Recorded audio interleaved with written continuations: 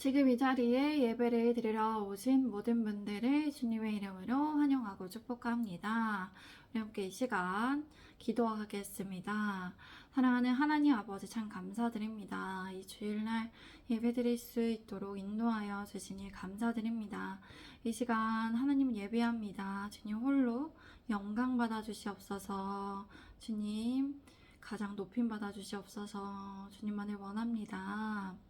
주님, 하나님의 말씀을 듣는 우리에게 이 시간 함께하여 주시기를 구합니다. 주님의 지혜와 은혜로 함께하여 주시옵소서. 우리를 지도하여 주시옵소서. 우리의 눈을 열어 하나님을 바라보게 하시고 우리의 마음을 열어 성경을 깨닫도록 인도하여 주시기를 원합니다. 주님 감사합니다. 사랑합니다. 예수 그리스도의 이름으로 기도드립니다. 아멘. 오늘 설교의 주제는 예수님의 명령에 믿음으로 순종합니다 입니다. 예수님의 명령에 믿음으로 순종합니다 입니다. 제가 1절에서 4절까지 말씀을 읽겠습니다. 사흘째 되던 날 갈릴리 가나에 혼례가 있어 예수의 어머니도 거기 계시고 예수와 그 제자들도 혼례 청함을 받았더니 포도주가 떨어진지라 예수의 어머니가 예수에게 이르되 저들에게 포도주가 없다 하니 예수께서 이르시되 여자여 나와 무슨 상관이 있나이까 내 때가 아직 이르지 아니하였나이다.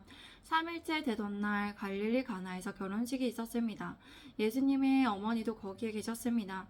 예수님과 그의 제자들도 그 결혼식에 초대를 받았습니다. 그런데 포도주가 떨어졌습니다. 예수님의 어머니 마리아는 예수님께 말했습니다. 이르되 저들에게 포도주가 없다. 예수님께서 말씀하셨습니다. 여자여 그것이 나와 무슨 상관이 있습니까? 내 때가 아직 오지 않았습니다. 예수님께서는 빌립과 나다나엘과 더불어 이야기를 나누신 후에 그날로부터 이틀이 더 지난 3일째 되던 날에 대해 3일째 되던 날에 대해서 이렇게 요한은 기록을 했습니다. 예수님께서는 이렇게 더 지난 3일째 되던 날에 갈릴리 가나에 가셨던 것입니다.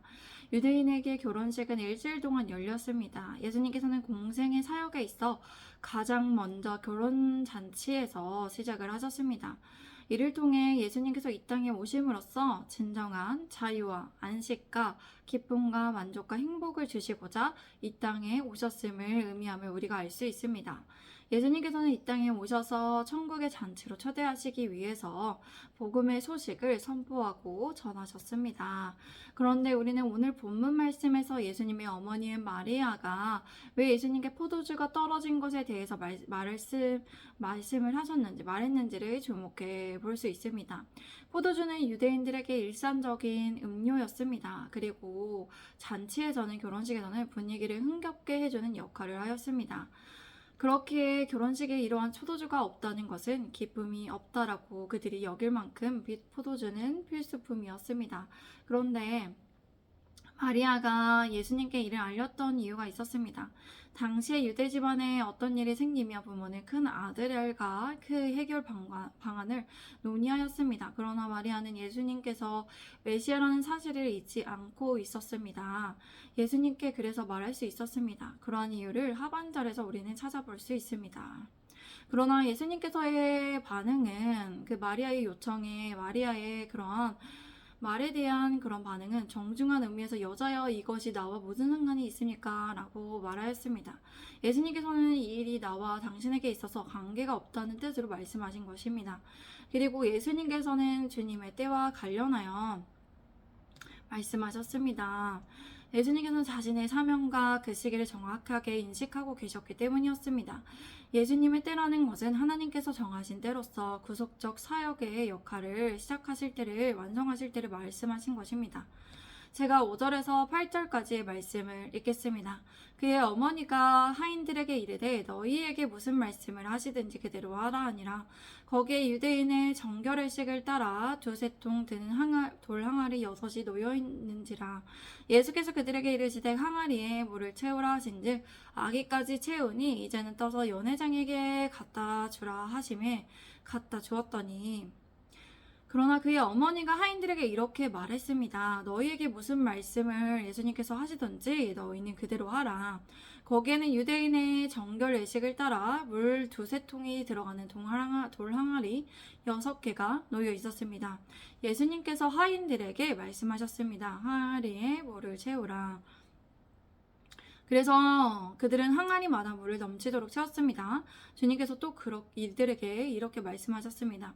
이제는 떠서 연회장에게 갖다 주라. 그들은 그렇게 했습니다. 그럼에도 불구하고 마리아는 이렇게 믿음으로 하인들에게 말할 수 있었습니다. 마리아는 예수님에 대한 신뢰감을 가지고 있었기 때문에 하인들에게 이렇게 말할 수 있었습니다. 유대인의 정결의식은 외출해서 돌아오거나 식사 전후에 있었는데 이것을 위상적인 의미에서 한 것이 아니라 의식적 불결에서 벗어나 깨끗하게 된다는 의미에서 이들이 정결의식을 행했던 것입니다. 그리고 한 통이란 40리터의 양을 말합니다. 그리고 돌 항아리는 항아리에 100리터 정도의 물이 들어갔었습니다. 그런데 주님께서는 하인에게 명령하여 말씀하셨습니다. 항아리에 물을 채우라고 말씀하셨습니다. 이에 대해 하인들은 마리아의 요구에 따라 그리고 예수님의 명령에 순종하며 행했습니다. 그리고 예수님께서는 그것을 잔치의 책임자였던 연회장에게 갖다 주어라고 말씀하셨습니다.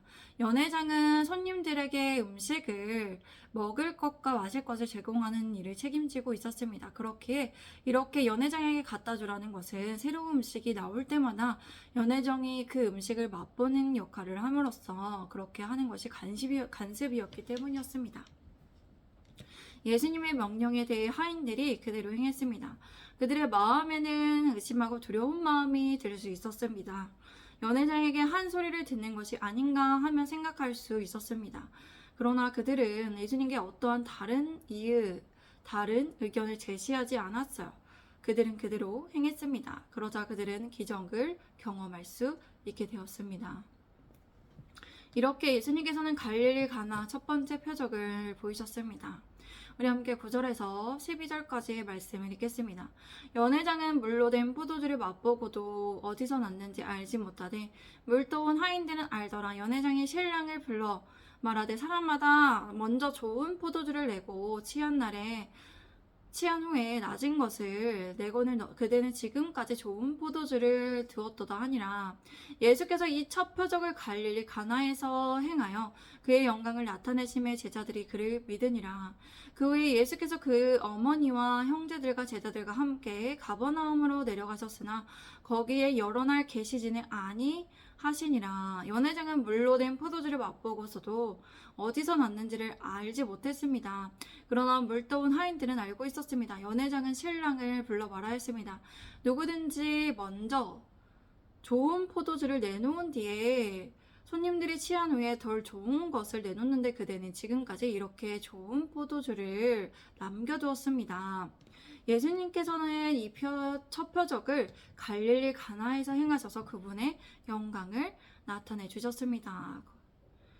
이를 통해 제자들이 예수님을 믿게 되었습니다. 그 후에 예수님께서는 어머니와 형제들과 제자들과 함께 가버나움으로 내려가셨습니다. 그러나 거기에는 여러 날 계시지 않았습니다. 가버나움에서는 예수님께서 표적을 행하셨으나 여기에서 이들이 가버나움 사람들이 교만했기에 예수님을 이곳에서 책망하셨고 오래 머물지 않았음을 뜻하고 있습니다. 우리는 이러한 마리아의 믿음과 예수님의 명령에 그대로 행하는 순종했던 하인들을 통해서 생각해 볼 수 있습니다. 배울 수 있습니다. 우리는 이 땅에 살아가면서 예상치 못한 상황을 만나게 될 수 있습니다. 직면할 수 있습니다. 우리는 그러한 문제에 대해서 우리의 제한적인 힘과 지혜로 대처하지 않아야 합니다. 우리가 어떻게 대처를 해야 됩니까? 우리는 오늘 본문 말씀에서 찾아볼 수 있습니다. 예수님을 믿음으로 전능하신 모든 것을 알고 계시는 예수님을 믿음으로 반응해야 합니다. 모든 것에 가능하시고 모든 것을 아시는 예수님을 믿음으로 우리가 살아가야 합니다. 그리고 우리가 믿음으로 주님께 구할 수 있습니다. 어쩌면 예수님께서 마리아처럼 그렇게 마리아에게 대답했던 것처럼 그렇게 우리에게 대답해 주실 수도 있습니다. 그렇게 우리가 원하는 반응이 나오지 않을 수 있습니다. 그러나 우리는 그럼에도 불구하고 계속적으로 예수님께서 하나님께서 어떤 분이신지를 잊지 않아야 합니다. 우리가 믿음으로 반응해야 합니다. 믿음으로 반응하며 나아갈 때 예수님께서 명령을 하셔서 명령하실 때 우리가 순종함으로 행한다면, 우리가 믿음으로 반응하여 순종하여 행한다면 예수님께서 우리에게 기적을 행하십니다. 우리에게 기적을 일으켜 주십니다. 우리는 그때 놀라운 기적을 경험하게 됩니다. 그리고 하나님께 영광을 올려드릴 수 있게 됩니다. 이 땅에서 설명되지 않는 방법을 통해서 하나님께서는 기적을 우리에게 일으켜 주신다는 것입니다. 우리는 이 땅에 살아가면서 예수님을 믿음으로 살아가야 합니다. 우리에게 기적을 일으키시는 하나님을 믿음으로 반응해야 합니다. 그리하여 정말 하나님께 영광을 올려드리며 하나님께로부터 향한 그런 기쁨을 체험하며 우리가 주님의 기쁨 안에 머물러서 살아가야 합니다. 믿음으로 반응하시는 예수님 앞에 우리가 예수님께서 우리가 원하는 반응이 아닐지라도 정말 믿음으로 우리가 예수님 앞에 반응하여 나아가시는 우리 모든 예수님의 제자된 교회의 성도분들이 되시기를 바랍니다. 우리 함께 이 시간 기도하겠습니다. 사랑하는 하나님 아버지 참 감사드립니다. 오늘도 우리에게 은혜를 내려주시고 함께하여 주심에 감사드립니다. 우리가 어떠한 상황일지라도 정말 우리가 원하는 그러한 반응이 예수님 앞에 하나님 앞에 나오지 않을지라도 당장에는 나오지 않을지라도 우리가 믿음의 눈을 들어서 하나님이 어떠한 분이신지를 우리가 생각하고 기억해내며 전지전능하신 하나님을 믿음으로 살아가게 하여 주시옵소서. 그렇게 우리가 기다릴 때 우리가 예수님의 그 명령하심을 기다리고 예수님께서 명령하셨을 때도 믿음으로 순종하며 우리가 행할 수 있게 하여 주시옵소서. 우리의 생각이 정리되지 않았을지라도 우리의 마음에 여전히 의심이 있을지라도 우리가 명령에 순종할 수 있게 하여 주시옵소서. 주님, 그러한 우리 예수님의 제자로 살아가게 하여 주시옵소서. 예수님의 제자로 따라가며 살아가는 우리 예수님의 제자된 성도분들 되도록 주님 지도하여 주시고 인도하여 주시기를 원합니다. 주님 함께하여 주시옵소서. 붙들어 주시옵소서. 주님 감사합니다. 사랑합니다.